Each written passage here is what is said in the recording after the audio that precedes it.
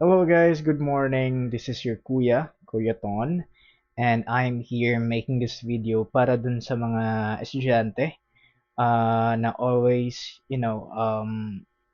nagtataka na bakit hindi ako honor student. So, for this video, I'm gonna be tackling about how or paano maging honor student.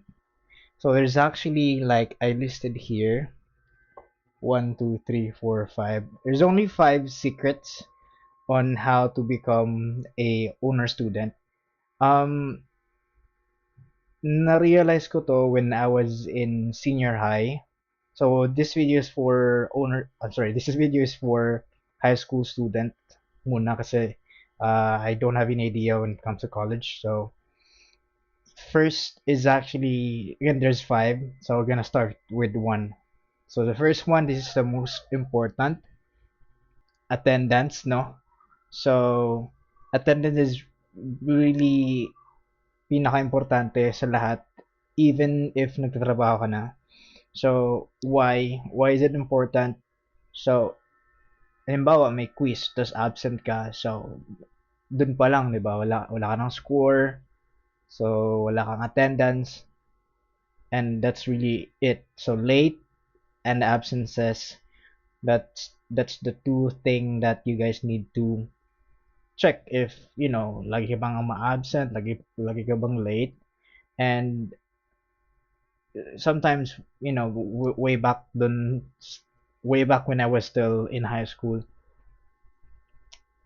lalo na dun sa province when I was, a junior high, lagi akong nagkakating, lagi akong umuwi ng maaga without realizing that really is helpful. Kasi dati di ko alam kung paano maging student. Paano ba ito maging student? Paano ba maging estudyante? So, yan. And the next number two is quiz. I know some I know na yung ibang estudyante, quiz lang naman yan, 1 to 10, 1 to 5, 1 to 10, 1 to 20 numbers or items lang siya.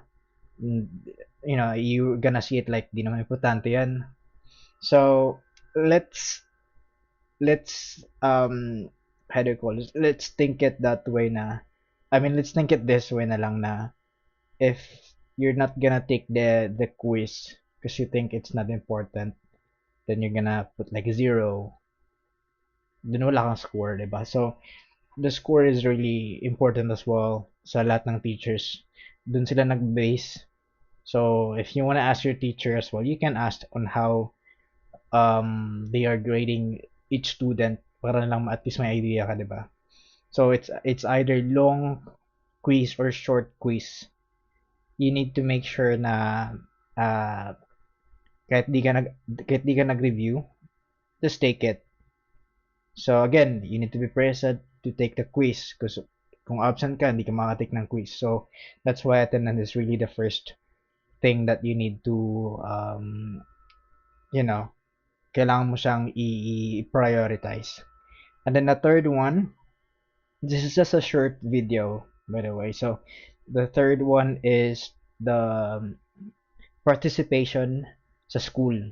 I'm not saying na kailangan sumayaw, kailangan you attend an event sa school na ganyan-ganyan. Hindi, that's not the part that I'm talking about right now. What I'm trying to say is yung recitation, I don't know if I'm pronouncing it right.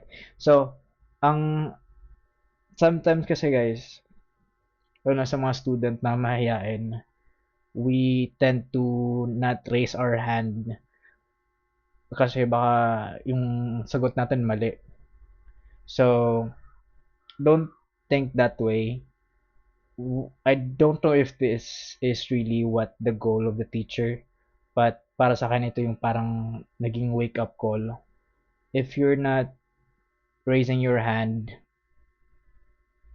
they're gonna call you even more, di ba? So it's like, how do you call this? Parang strategy din, it's like a strategy para hindi ka tawagin in a way, pero kung mag-raise ka ng hand, make sure that you have an idea. even if that answer is not really direct to the point, it might be out of the box, but at least may answer ka.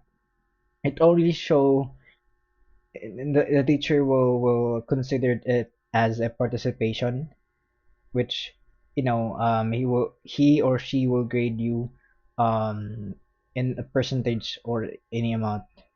So raise your hand, answer anything. If you have question, ask questions. So that's the third thing. And the fourth thing is this is not taught by your teacher. So this is taught sa mga classmates mo on how you interact with them. I know I'm an introvert myself. Introvert ako, hindi ako before I was not really um, communicating with my fellow classmates. I know that there's like a group, certain group. Um, what you can do instead is know your friends na lang. If you have a one friend, build connection. If that one friend has another friend, then build connection with them. That really is important, especially if senior high ka or grade 10 student and you're excited for senior high. Building connection with friends and classmates is really important. And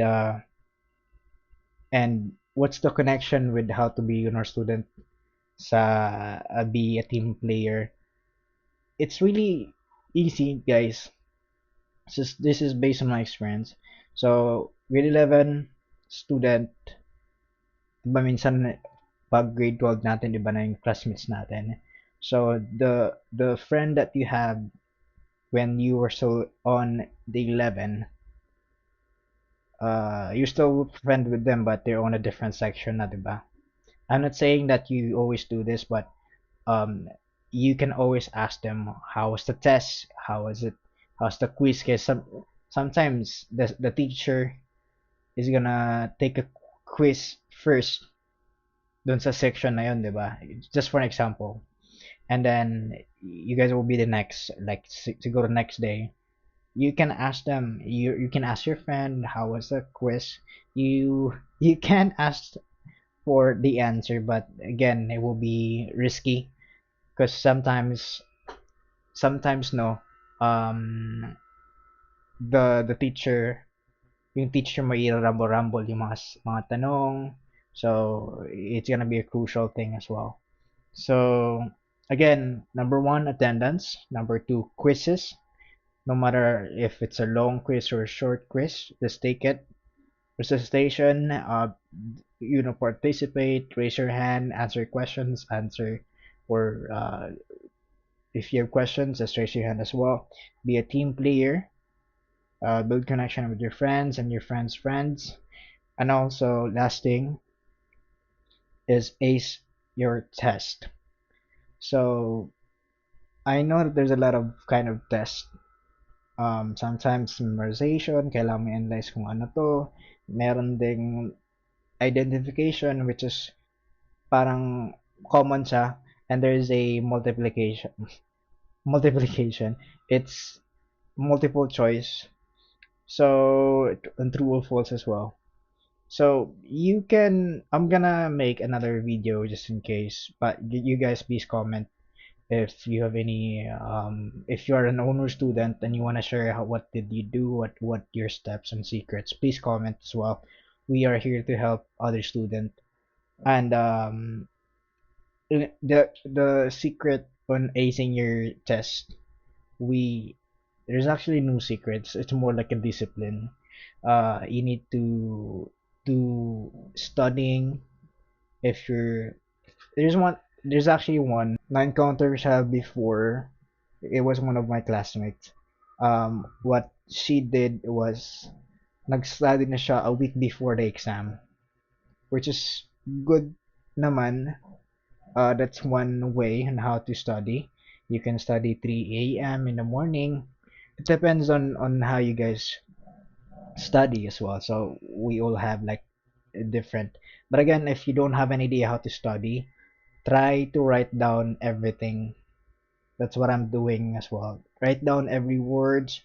Kung meron kang highlighter, highlight mo kung ano yung pinaka-specific keywords na pwede mo siyang gamitin in case na meron kang identification, i-highlight mo siya, tapos pag may exam. Kasi, for student, minsan kasi yung mga teacher, yung mga quizzes nyo, short term or long term, yun lang din yung exam.